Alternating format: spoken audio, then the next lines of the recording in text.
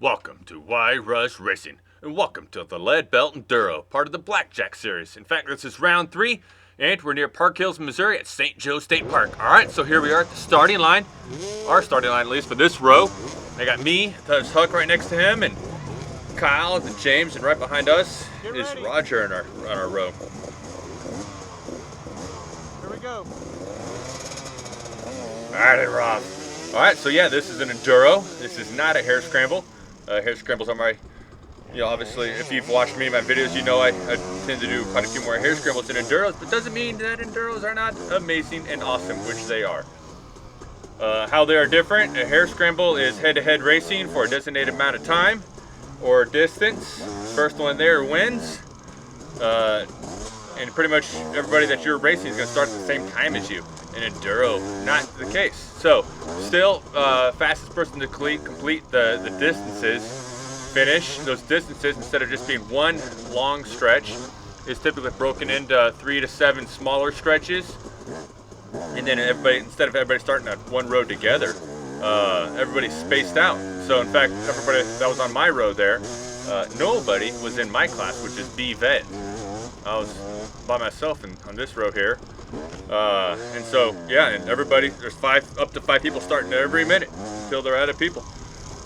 So yeah, St. Joe State Park. So yes, this is a state park, an off-road riding area. In fact, well, not this particular section here, and I'll show you kind of. So this park is actually broken up into 2 parts. One is, it's open to the public most weekends, most days. And then there's the closed off section, and right now we are racing in the closed off section. Part of an Enduro as well is that you kind of get a pick your own row.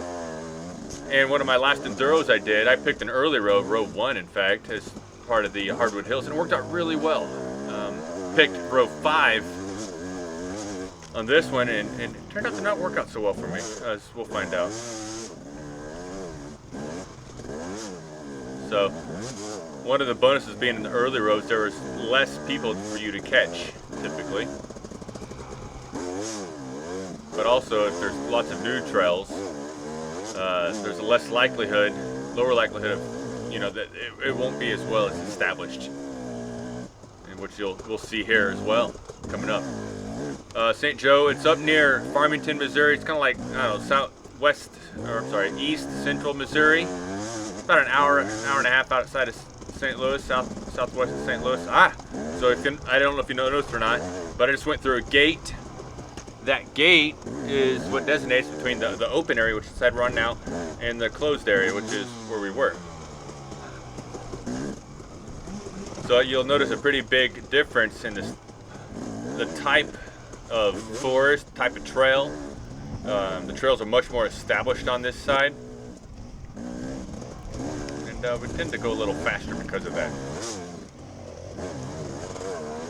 And I'm trying to find some ways to race around the guys from up ahead.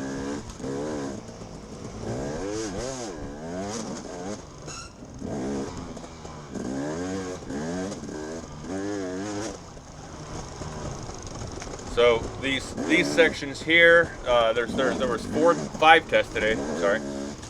They go 10.5, 9.5, 8.5, 7.5, and then 18 miles for the last test. Alright, so Huck here, he's been on a tear lately. He's got this new to him, 150, brand new, 150 KTM that he's just been riding it like a wild man. So, hopefully, he ran out of gas this last race, Eugene, otherwise he would have beat me there. But I ended up beating him, and so I was like, today my goal is to try to get behind Huck, hang on, and let him pull me to a super fast time. Well, he had a little bit of a rough start, so I said, well, I'm going to go ahead and get in front for a bit, but did not hesitate in the slightest. Once he was ready to pass me around and pass me and make way for the king. LeBron James isn't here. Oh, well, I'm gonna wait for him to get back up. I'll head on. He'll catch back up, and we'll do this little thing again. Oh. So this video is gonna be a little different than a lot of my other videos. I try to keep things really upbeat and positive. You're gonna notice a theme fairly soon. Oh, I like that right there. That was awesome. I had navigational issues today. I had a good test. They did a good job on test 1, I would say. Test 2, 3 fair, 4 fair, 5. But we'll take a look at these as we go and share my ride with you. But yeah, I kind of enjoyed this open stuff. And here we are going back over to the closed side.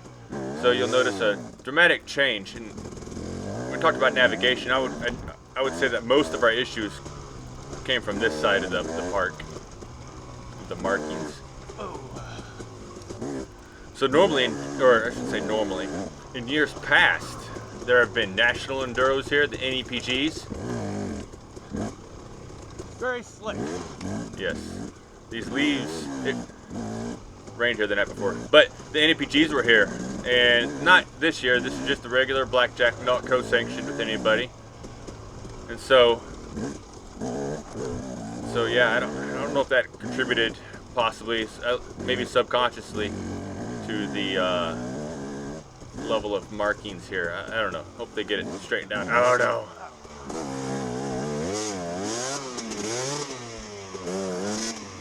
Got a nice underside bark there. It's pretty slick.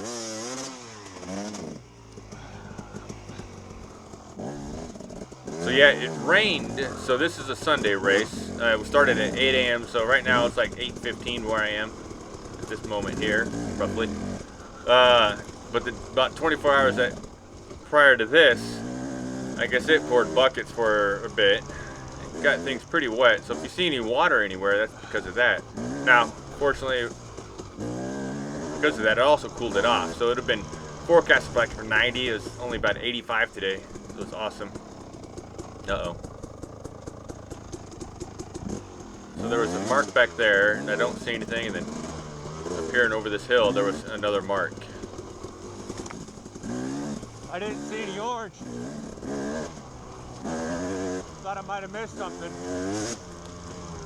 Yeah.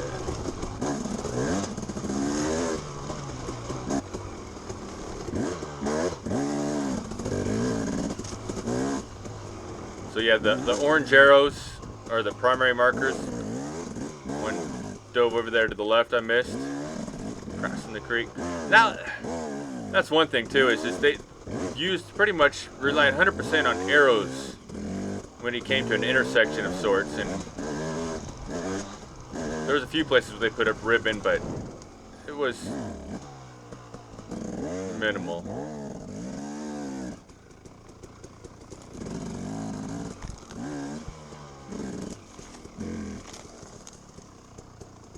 See, here's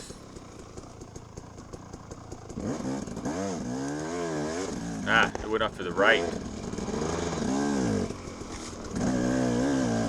Got lost. Yeah, they relied pretty much 100% on arrows as far as change the direction. Then they used about 95% of the time they use these orange arrows. Hey, here you come for test 1. And then every now and then they throw in these white and red arrows, which were the ones I was looking for. Anyways, so yeah, test 1. I did an amazing job of this one, despite my issues that you saw there. I got first in my class, actually, by almost a minute. So I was pretty well surprised by that once I got back to scoring. And then overall in B, I was 10. That test 2 up there? Okay. So, anyways, this is the transfer, the start from the end of one test to the start of the next. And here it was pretty short. So yeah, got the huck. We all got back to the start. What's kind of cool is you got 10 minutes or so to kind of just catch up, catch your breath, rehydrate, get your food back, and then also talk to your fellow racers about what's going on. And here we go.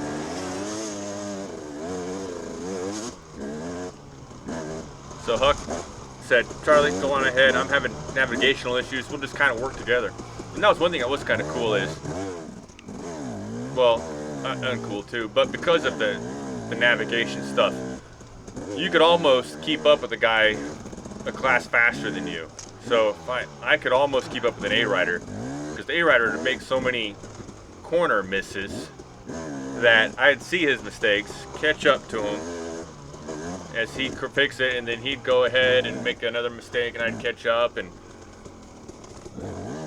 unfortunately, there's a time here where I'm close enough where he makes a mistake, and I just keep right on following. Slick corner. That's definitely operator error there. Operator error.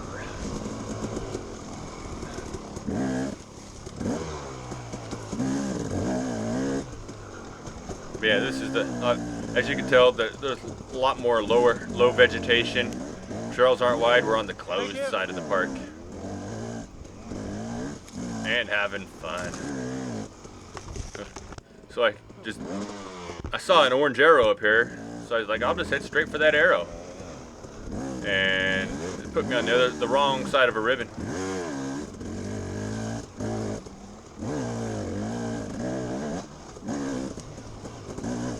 And I get back around Huck.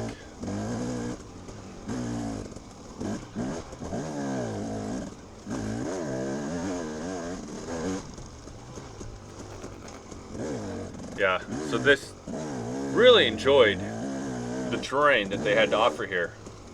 It was good dirt. The dirt was just about perfect. Test 4 was a little sketchy, but I'm okay with things being slick as long as it's, you know, equal for everybody. That's just the way it is. So Test 4 was a little slick, but outside of that, you know, I said there's some slick leaves and whatnot, really manageable. Especially when we rode, actually most of Test 1, we rode again in Test 5, because Test 5 was pretty much twice as long as all the other tests. Any single one other test. So we actually rode most of Test 1 again. Uh-oh. Where are we going? So yeah, back there was an arrow pointing off to the right, I want to say, and I did not see it. So now here I am. Trying to figure out where we're going.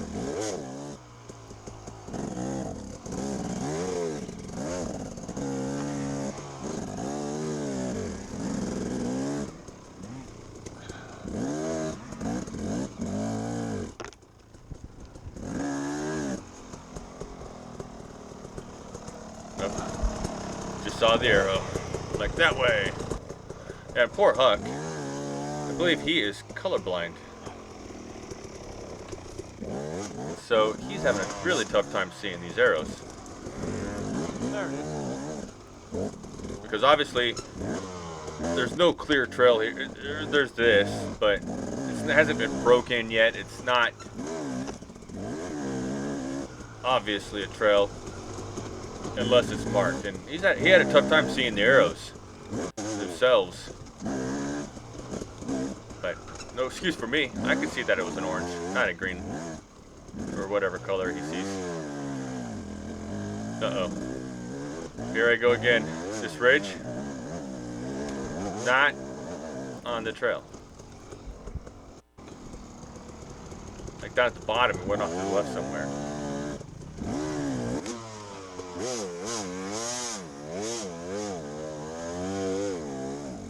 I think I found. I don't know what happened there. Anyways, it's so confusing.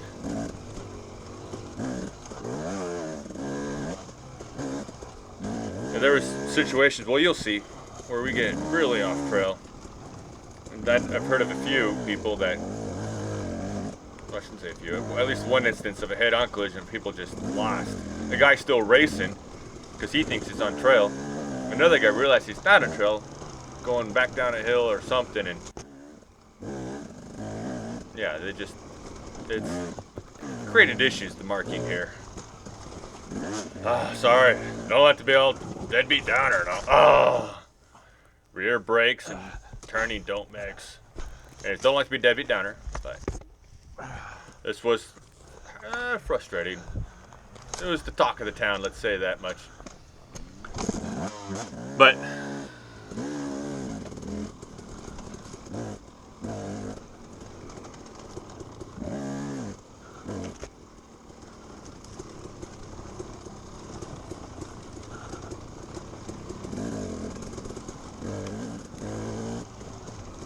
so I've stepped it up to a year ago. I was a C rider, and now I'm a B rider.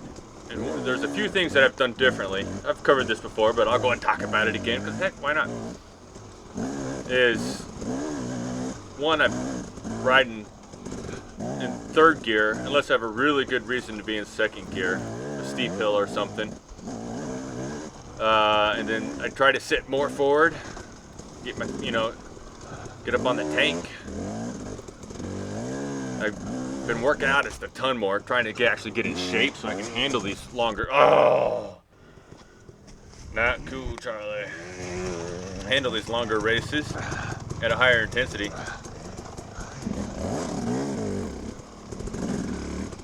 And 3, just get more seat time and just be more aggressive and actually stay more relaxed. Staying relaxed and not fighting the bike has helped me tremendously. Let the bike do its thing. And here's one thing I like too, is if you guys are familiar with the Hillbilly series, you know who Chili is. And Chili, he's been a long time racer, and he puts the courses together. He's like the trail boss for the Hillbilly series. And he said something one time, because I don't know, I was taking the easy route up along this really nasty rut, and Chili just went right up it, right? And he was lapping me. And I said something about it afterwards. I'm like, man, you went up that like it was nothing. He's like, well, usually the straighter line's the faster line. And I thought that was the most ridiculous thing I ever heard at the time. It's like, nah, if there's a rock in the way, it's not faster. You gotta slow down and go around the rock. Well, as I'm getting faster, one thing I'm realizing is usually the straighter line's the faster line. So I find myself bouncing over rocks, bouncing over logs, stuff that's in my way that I can just kind of bounce over. Now if I gotta slow down for it substantially, maybe not be faster. But if I can hit it, pop over it and go, yeah, it's faster. And guess what? That's the way I'm going. And so I've been doing that. I did that at many instances here. Some of you may have seen, some of you may not have. Dang, water on my lens. But just standing up, getting ready, kind of just riding the impact, and trusting the bike that it's going to successfully make it over that rock log or whatever. Alright, so yeah, come out of the woods here, and it's off to the right. There was like a log on the ground pointing left. I followed the log. Almost went essentially straight.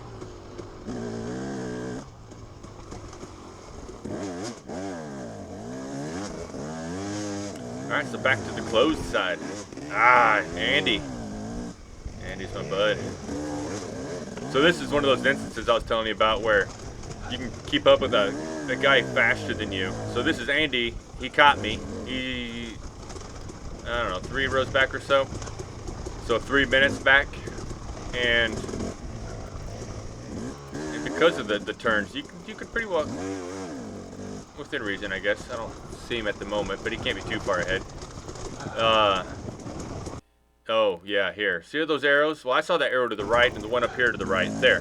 They're both like pointing like straight across. So where do I go? I go straight across.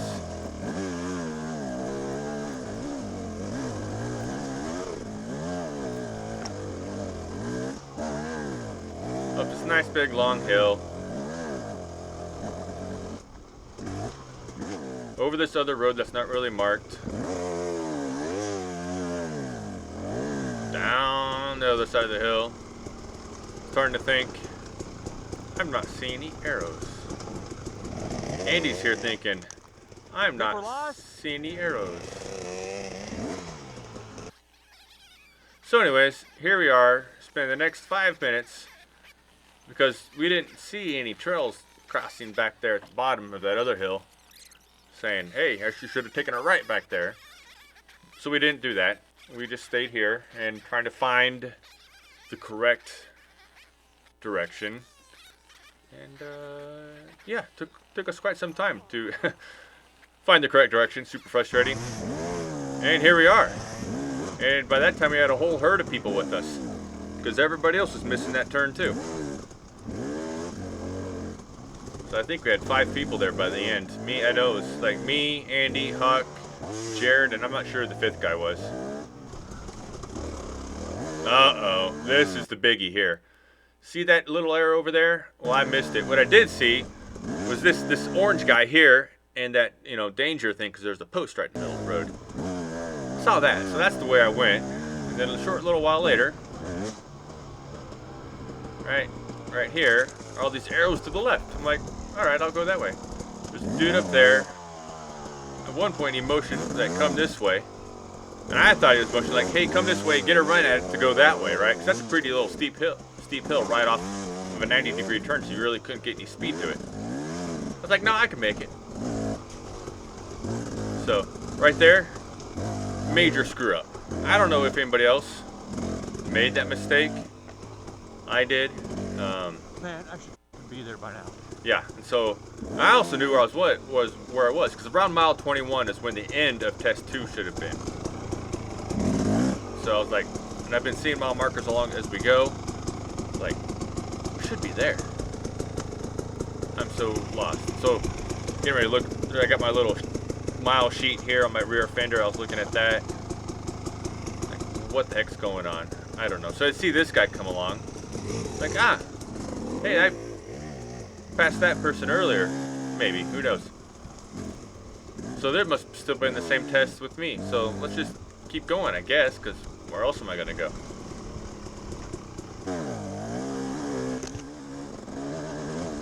So here we are, still going along. I still thinking I'm on test 2.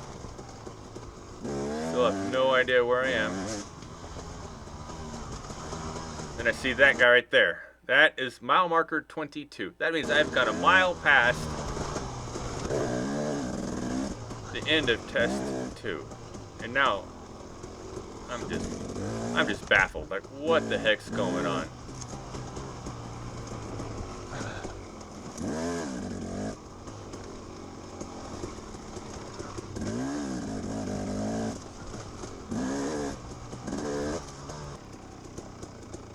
So, I'm on trail.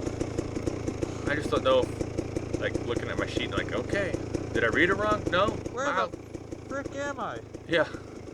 Mile 21 is where I was supposed to stop. I saw 22 back there. Oh, so frustrating. And, second time I've ever been on this property. It's a huge property. There's no way I know. How in the hell did I start test 3? Yeah, not happy. I have no idea where I am. I mean, no idea. If I look at the sun and think about it, I can tell you which way north is, but I can't tell you which way it is to camp. So now I spend the next few minutes trying to figure something out. Do I see anybody? Like, help me. Where is the start of test 3? So I ride along this little levee and things, and I don't see anybody. Till, well, here's Andy again. And Andy's like, hey, let's go this way, bud. And I'm like, wait. Did you get lost again or something happened? And are you still in test 2? Because I don't know what's going on. Because I didn't know I missed that corner back there. So it's pretty much at this point, we're making a resolution. I'm like, alright, I don't know where I am. I don't know how to get back. All I know is these orange arrows point me forward. And forward will eventually get me. Are you on 2 or 3?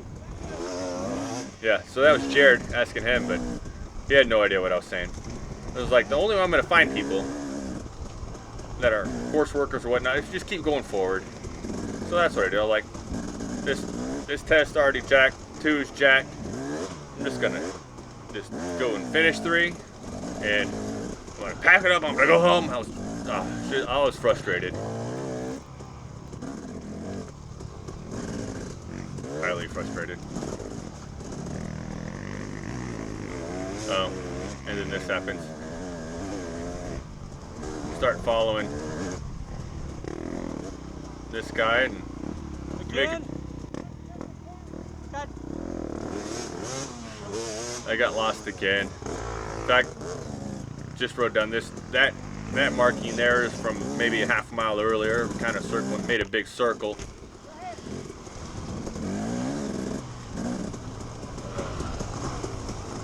There's the turn we missed down there.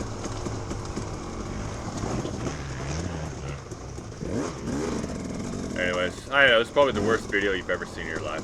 I apologize. If you made it this far though, you know what, go ahead and hit subscribe if you haven't already. If you have, super thank you.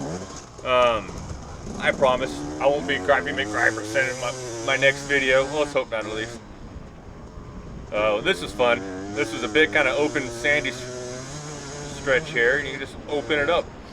Me, not liking the the big fast speed stuff. I stayed about here. That guy likes this fast stuff a little more, and he went about there.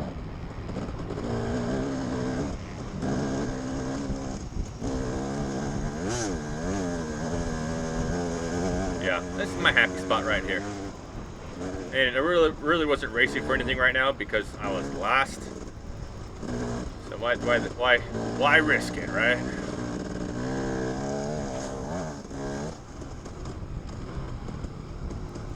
But this really was this property is awesome. Can't wait for the next race. They're gonna fix the issues. I know they will, and I can't wait to be back. And I believe this might be where it cuts out. Hey. Oh, no. That's where I almost Sorry. cut myself off. That's always a risk of following somebody. These people always pull over for the first person. So yeah, I got about an hour and 56 minutes recording in today, and well, I raced well over that. So I can't get the whole race recorded. Yeah, we raced 57 miles today. 57 miles of awesome terrain, not so awesome trail. Deadbeat Downer, I'm sorry. Yeah, so anyways, here's the end. So yeah, test 3, go and finish it. Did, I don't know, time was incorrect anyways because didn't start it on time. I never started it. So, and then test 4 was pretty good. I was really tired because I never was able to actually recoup because I missed my aid station. So that was that. And test 5 was awesome because I was recouped. Unfortunately, I started it like 4 minutes late.